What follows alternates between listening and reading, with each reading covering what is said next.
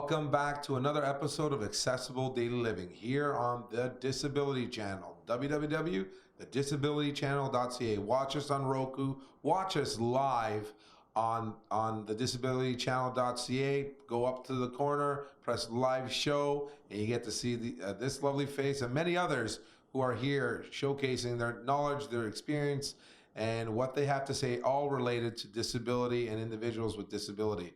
Today, I'm happy and honored again to have on the show Miss Cynthia Stone, the host of Let's Chat. Today is going to be, I typically don't like to get too serious. We're going to be talking about a situation that took place personally while on vacation. I'm going to have Cynthia on this show to discuss, and really, it's going to be more of a discussion more than a question and answer type of situation that we're typically used to on this show. It is going to be upsetting for some people to hear, but it needs to be said, needs to be spoken. We need to advocate. We need to support our people with disabilities, our individuals with disabilities in society.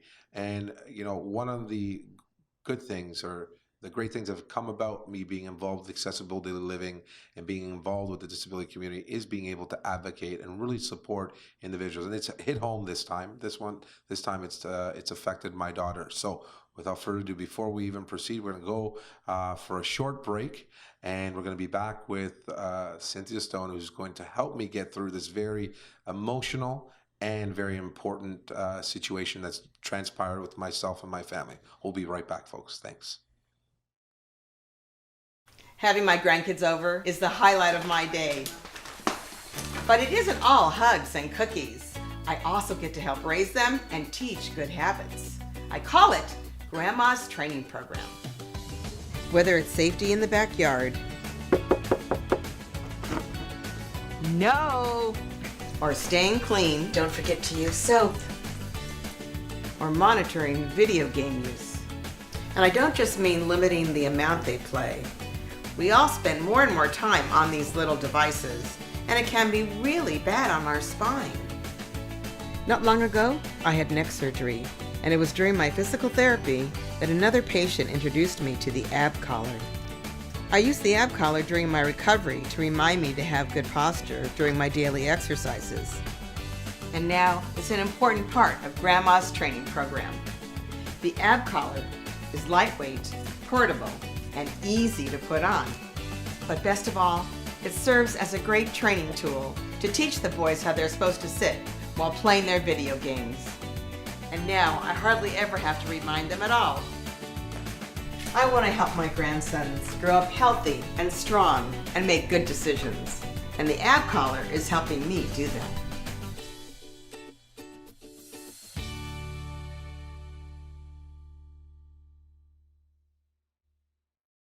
Life has a way of throwing you curveballs. Sometimes you're lucky enough to see it coming. Other times it just hauls off and hits you in the face without warning. When my second child was born and turned out to be special needs, that was a curveball that neither my first wife nor I saw coming. However, it's not the fact that life saw fit to hit us with this challenge that matters. It's the daily struggle to adapt and overcome that makes us who we are.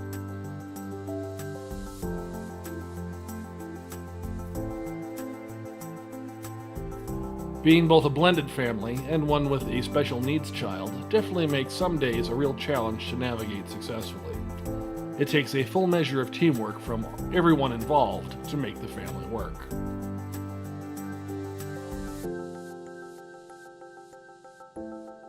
Most days, we don't have it all together, but together, we have it all.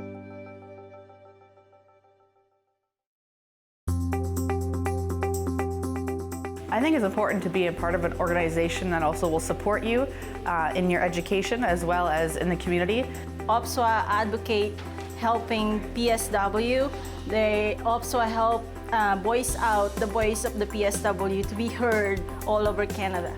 Now they're talking about different things that can help us PSWs, like autism and Asperger's. This is new education that we need, that we don't get in school as a PSW. The conference is helping me today by teaching me about all the other programs offered to PSWs and through OPSWA that I had no idea about before, and all the other programs that I could specialize in or that could help me in my field after this. My name is Miranda Ferrier, and I'm the president of the Ontario Personal Support Worker Association, and we want to invite you to come out to our conference. At our conference, we celebrate personal support workers, and we understand how important you are to the healthcare field. So come out and join us. You're going to have a great time. Hey, welcome back, folks. Again, today we have the lovely Cynthia Stone, the host of Let's Chat, on with me and Accessible Daily Living here on the Disability Channel. Today, again, we're going to take a little bit of the focus off specifically accessibility, but more so the issues faced by the disabled community when engaging public spaces, public environments, and so on and so forth. I'll explain it very clearly, and and we'll get more into detail. I was away on vacation with my family when a certain incident happened with my daughter, who has a visible physical disability. But before we get into the full crux of the story, I want to introduce and welcome Cynthia. Cynthia, thank you very much for coming in today and spending some time to talk about something that's very personal, emotional to speak about, but after thinking about it for a little while and going over it with the crew, it was very important to get the message out to the masses about the situation and the occurrence that happened while on vacation with my family. Thank you for coming in.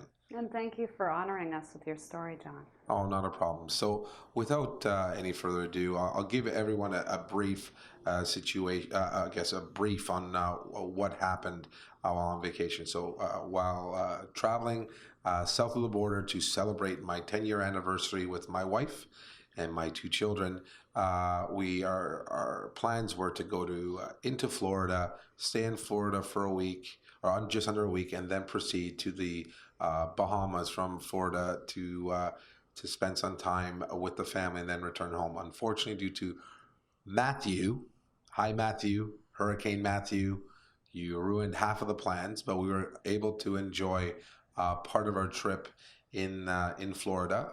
But on our last day of our trip, we scheduled to spend it with our 2 children at Universal Studios in Orlando, Florida. Part of my trip was pre-planned, and it was all decided from the comfort of my home, where we're going to stay in Orlando, in Clearwater, and that we were going to stay in Orlando, Florida, more specifically at one of the resort hotels on site where Universal is located for the one night, so that we could have early access to the park and give an understanding to our children of enjoying the atmosphere at Universal Studios. When we approached the customer service kiosk at the entrance to the Adventure Island at Universal Studios, we were met with a situation that I was not prepared for. So most amusement parks, including Canada's Wonderland here in Canada, Toronto, offer an assistance pass. This assistance pass is specifically for individuals who require assistance due to a visible or non-visible disability. So it doesn't just include the individual who cannot walk, who cannot see. It can be for a parent who has an autistic child and has a very hard time of controlling their child while waiting in long lines. So we here at the Accessibility Daily Living and Disability Channel are quite aware of why this assistance pass or program is available at amusement parks, at theme parks, and we obviously encourage people to use them appropriately and not to obviously abuse the ability to engage and use such a program or a pass. While I was planning the trip, I was given notice by all levels, from the resort to the ticketing agent who I purchased the tickets to enter both parks, that I was able to access the assistance pass for my daughter. One moment here. Yes. Well, for a clarification, what would you need an assistance for? So my daughter has a condition called Charcot-Marie tooth. That condition affects her lower extremities. She has low muscle tone, balance issues, endurance issues and her ability to obviously stand in line or be in line for long periods of time, which also has an effect on endurance entire day. She gets tired faster than you or me, Cynthia. So thank you very much for asking that question. You're welcome. Thank you. So at the time of entering or going towards the kiosk to get this pass, I met with the attendant, and the attendant asked me why would I need it, and I replied saying based upon her condition. I noted the condition. I actually had my daughter beside me, which I was really upset about. It's almost like I was parading her for the individual to see. So you had outer in front of. Yes, she was there with me, and it was honestly a situation that I was very upset about. Listen, folks, it's from a parent with a child with disability. Me handling something that is pertaining to me, I can handle. I have an obligation. We all have an obligation as parents, educators, people in the know that are experienced with individual helping and supporting and advocating for people with disabilities. There is a mindset.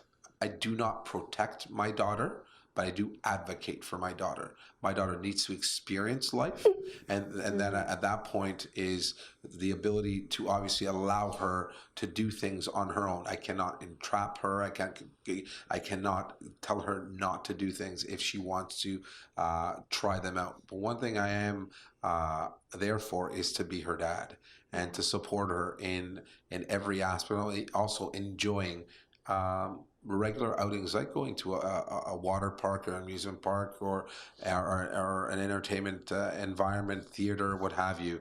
And what happened next was something that has really set me back in terms of my appreciation for places such as Universal that failed to support my daughter on that day. So the whole experience was set up on achieving to go see two parks. Yeah.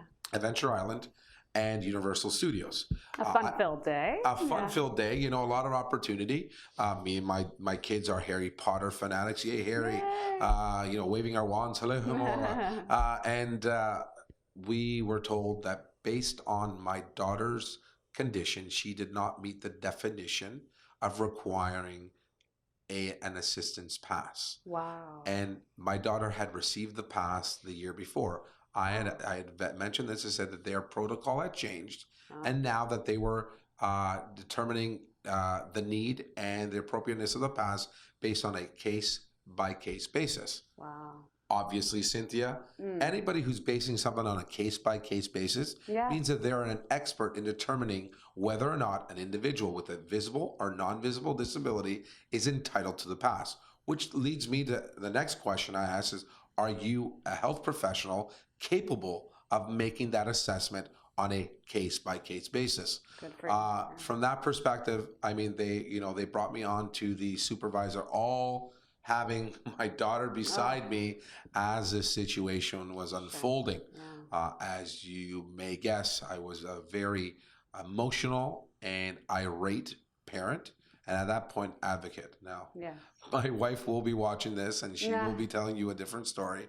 I love my wife, and she's more so, she is a silent advocate, but obviously I'm far more passionate than most people, not just giving this. So from that perspective, I did take it to another level, contacted their customer service via phone, where they regurged and gave me the same answer saying, "Sir, this is we stand by the decision of our staff. Our lines and our queues to enter are accessible. If you require a wheelchair, we will give your daughter a wheelchair." Wow. And my daughter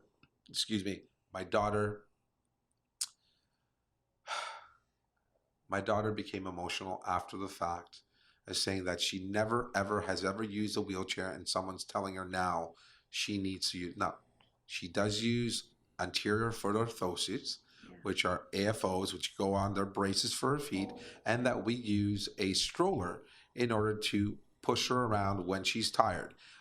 One thing that myself and my wife have obviously done so well up until her 10, she's almost 9, is allow her to engage the community public spaces without the use of many assistive devices. We're encouraging her to be more proactive, active, so that she maintains her body structure, her strength, grows core muscles that will alleviate the effects of her disability. And one thing that really was disturbing was the response of, oh, we'll just give her a wheelchair. And Cynthia, you can tell me, I mean, and this is obvious, or you can ask me, you know, in How did that response to that, like, I mean, these are the things that we fight for every day, me and you. Yeah. You know, to hear such a comment as, oh, we'll give her a wheelchair and that will respond to our obligation. Yeah, just as dismiss you like that. What's your insight on this? What do you? I feel like this is how things are going, that they don't want to get their hands dirty. They don't want to go that extra step. Case by case basis is not the case at all. It's either wheelchair or not. Check it. Okay, then you're in this box. People don't want to take the time. They don't have the customer relations. They don't have the need sensitivity training. I just feel like this is something that you need to have. If you're on the front line, and I don't care what area it is, whether you're working at Universal Studios, whether you're working in a hotel, whether you're working on an airline, whether you're working in hospitality, a restaurant, it doesn't matter. Whatever realm you're working in, if you're dealing with the public, you need to have public skills. You need to be able to be sensitive and to understand that, you know, here is a guy that wasn't trying to pull one over. You know, you're a good man who's trying to advocate for your daughter, and unfortunately, she had to be privy to this. Yeah, the foregoing and what had transpired afterwards was me having to spend an extra $420 US to purchase fast pass tickets, because at the end of the day, my trip at the actual park, Cynthia, was based on okay, I can access both parks with the assistance pass, not having to stay in line with my daughter and having her be tired and having to cut our day short. I knew I would be able to have her access the rides that she wanted to access in a timely fashion without overly exerting her and making her tired. Like, this is what people need to understand, is a disability does not just affect her ability to obviously ambulate and to walk. It physically makes her tired. Her tolerance to a day is shorter than you or I. And I made that very apparent to the individuals, but I mean, obviously. So what was their justification? Were they asking for doctor's notes? Did they have any kind of follow-up, or it was just a blanket look at her and say, nope, she doesn't qualify now? And that's what it was. It was a blanket no. I got a supervisor who just followed through with the same thing, and the questions that were asked were almost like dismissive questions, like trying to get to not even think about, you know, reevaluating and potentially giving my daughter the pass. It was so can she do this, or is she able to do this? You know our queues and our lines are accessible. Now I'm going to go on record.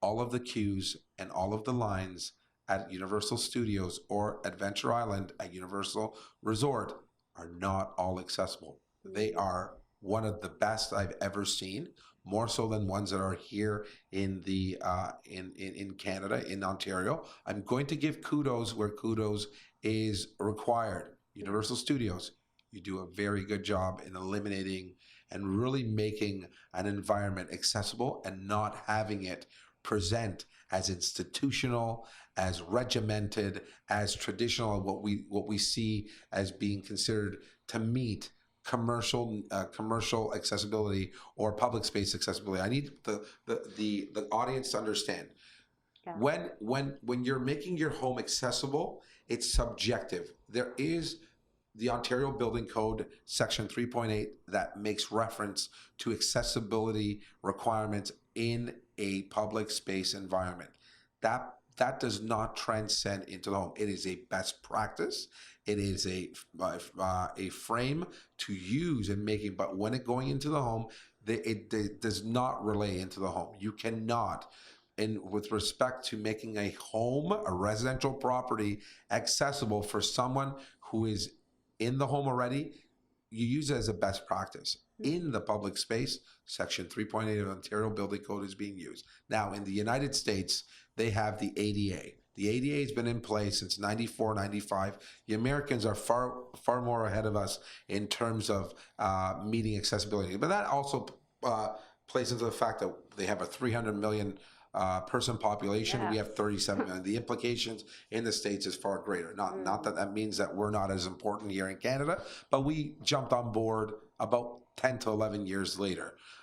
They have made, and I'm going to tell you, traveling to Florida, obviously being a very heavy populated area state for snowbirds here in Canada. Yeah. Everything in Florida is catered to the aging market and the disabled, and it's just very seamless, and it doesn't give the sense of your typical barrier-free environment or type of institutional products that are being used on a regular day-to-day basis. I'm going to tell you, I visited the Clearwater Aquarium, and I was just completely astonished and pleasantly surprised with the types of products being used in their facilities to make their area accessible. So I was very pleased with that. But under the circumstances, based upon I guess the definition, and that's what really irks me, folks, is what we defined as needing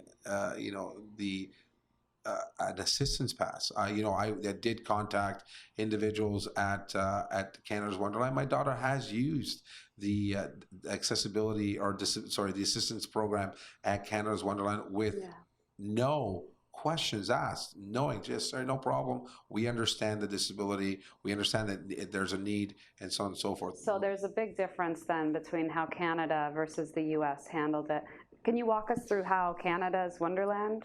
Oh yeah, it's really the same thing. You go to customer service, you advise them of the need, and the assistance program. It's basically they've followed suit with our brothers and sisters below the border in the United States. It's just astonishing that they've had this ADA, the American Disability Act, in place a lot longer than we have. We are not even there. They're really into it. So. What was told to me is they've complied by the ADA. For me, they haven't complied. No. And they haven't complied because what they've done is they've basically taken a protocol and said that we're going to make it subjective, and we're going to decide on a case-by-case basis. They're not healthcare practitioners at the door. They're not my daughter's family doctor. They're not a specialist who is aware of what the disability is and what the setbacks or the impairments and symptoms are of my daughter's disability. So to make that statement, folks, on a case-by-case basis is I can't even begin to even feel or make you guys understand how shocking that is when you see when you hear from a customer service representative that this is decided on a case, or the ability to access this program or this pass is based on a case-by-case basis. Yeah. In Canada, I can tell you, there's never been, or Canada's Wonderland, for instance, never had an issue. No. This is the first issue I've had at Universal. But I want to explain to everyone that this is something. We actually had a family come up to us after this. I had seen the whole ordeal. Wow. And the mother of the child, the child was autistic, and she felt horrible, and she wanted to give the pass to my daughter. Wow. So that she could use it. Say, your daughter needs it more than my son. I cannot believe that they denied your daughter the ability to have this pass. I mean, and there's no way it was going to take it away from that mother, that child. They were just as entitled as you were. It wasn't serving any purpose to take away and deny one child to give another. They were both entitled to the ability to have the pass, Cynthia, but that didn't take place. No. One of my concerns, and I'm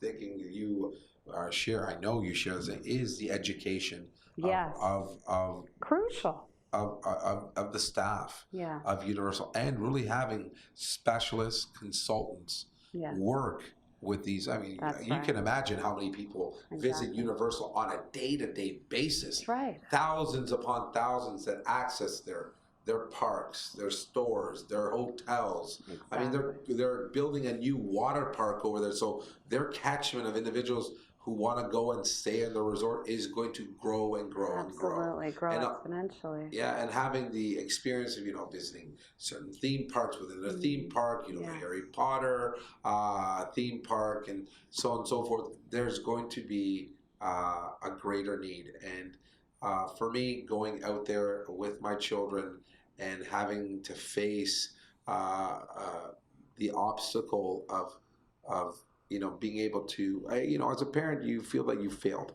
Yeah. And that, could you have said something different?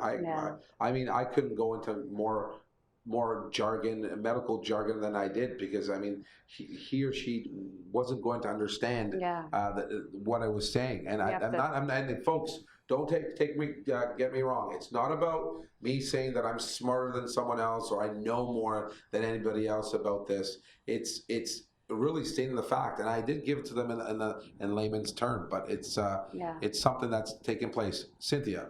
I absolutely hear you, and I thank you so much for sharing this. It is extremely frustrating and upsetting to hear, and I do think that we do need to train. There needs to be proper training. There needs to be proper education. I mean, you have a lot of these kids that come out of high school. This is a part-time job for them. Through no fault of their own, they're given, some basic guidelines, checklists. At first glance, they seem fine, and I'm sure you have some people that try to take advantage of the situation.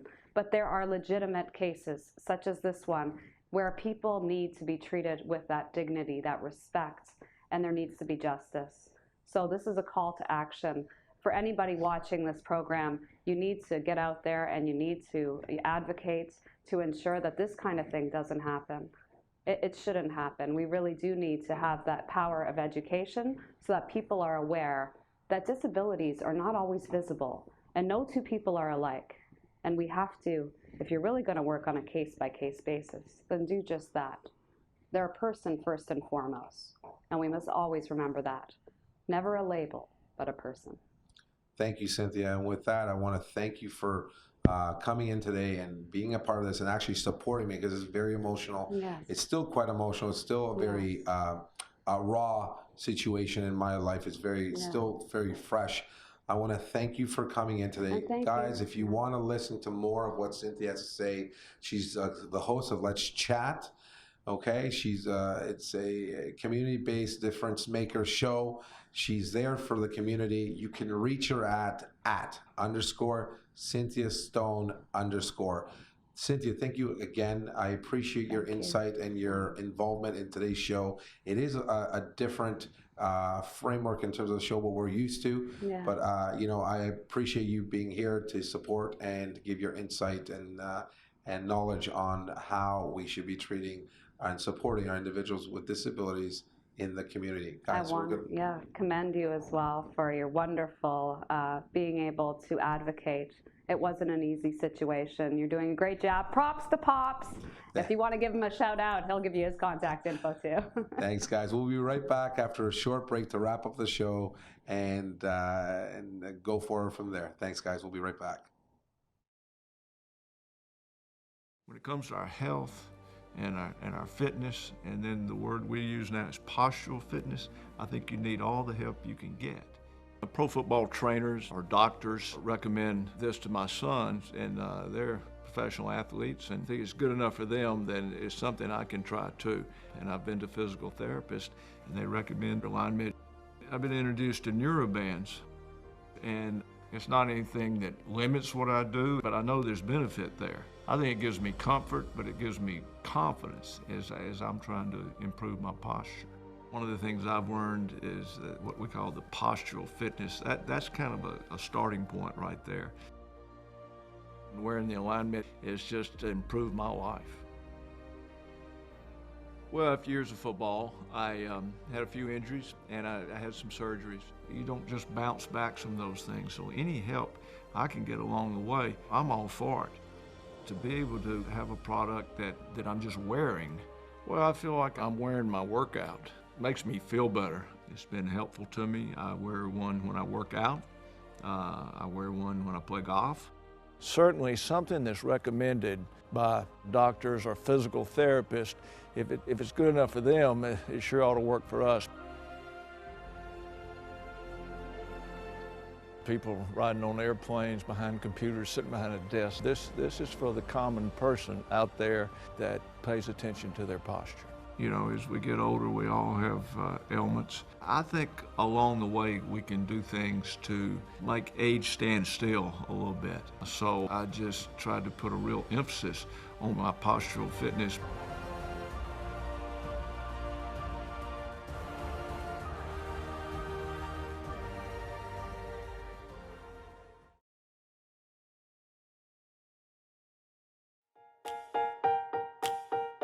Hello, I'm Lawrence with New Bandage Technology, and we're here with Brian. Hi, my name is Brian Frost. I'm a physical therapist with core rehabilitation and sports medicine. And we're here with Sophia. Sophia's been using the New Bandage technology. Here she's a post-op ACL reconstruction about 3.5 to 4 weeks out from her surgery. And I've really seen the New Bandage has made a dramatic impact in its recovery time, allowing to accelerate her recovery speed and get her back into the exercises that are more functional for her, thereby allowing her to regain her muscle use and activation. The biggest thing that's done for her is that it's minimized the swelling post-operative and allowed her quad muscle to stay active so that we didn't have to spend the first 4 to 6 weeks of therapy reactivating the quad and stabilizing the knee. We've been able to do that in just a few sessions, and it also gives her that compression that she needs so that she can move forward with these exercises. And that's exactly what you would want from a device like this. Brian, thanks so much. Absolutely. It's been a pleasure working with you. Thank you.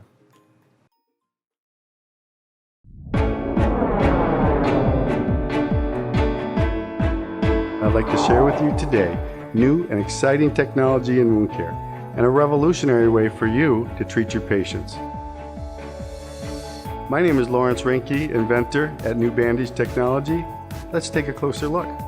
New Bandage is a one-piece, mold-injected thermoplastic elastomer that holds sub-bandages and other medical devices in place without the use of tapes, adhesives, or fasteners. New Bandage is not absorbent. It's hand washable, it's sanitizable, it's fast, reliable, and easy to apply. New Bandage is an excellent strategy for burns, skin grafts, wound care, and perfect for our elderly and our children. There's no fasteners, no buckles, no tapes, no adhesives, there's no latex, there's no discomfort, and it's waterproof.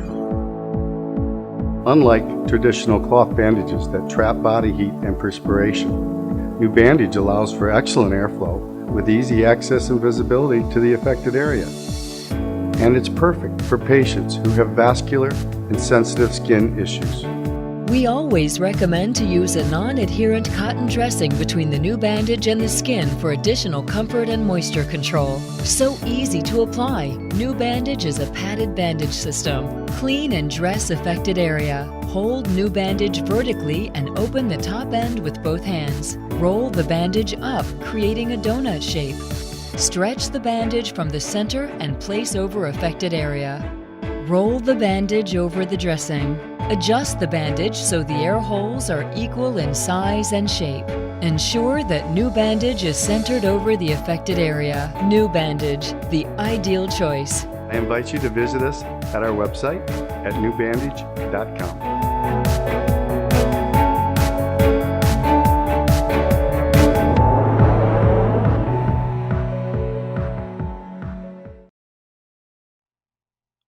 Hi, folks. Welcome back. We're going to wrap it up today. I want to thank again Cynthia Stone of Let's Chat for joining me today.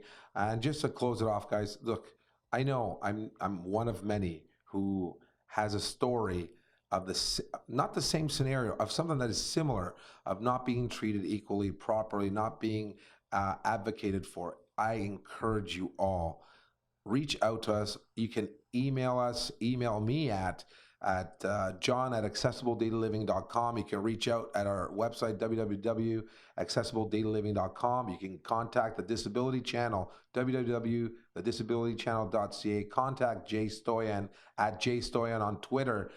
If you have a story, you want to be heard, Skype in, phone call in, come in on person.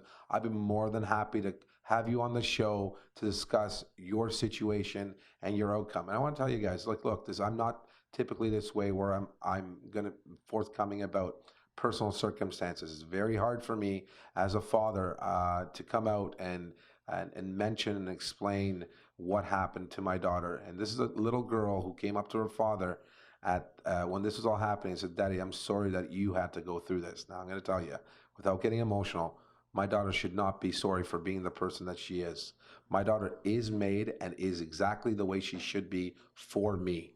And your child, your loved one, there should be no excuses or no sorry, no feeling sorry for themselves for why they're potentially putting family in the situation they're in. My daughter does not put me into any other situation, the situation of loving her and being proud of being her father. And that for me is the greatest accomplishment I will ever have, is having the legacy of my children and making sure that I have done my best to prepare them for society, for life, so that they can succeed. We all have a positive place in each and everyone's life. And I have that place for my daughter, my son, and my wife, and for you all. I'm here for you all. So with that, I want to thank you guys for tuning in, being with us today, and really being a part of a very emotional episode for me, my family, and for everyone in the disabled community. Thank you very much, and God bless everyone. Have a great day.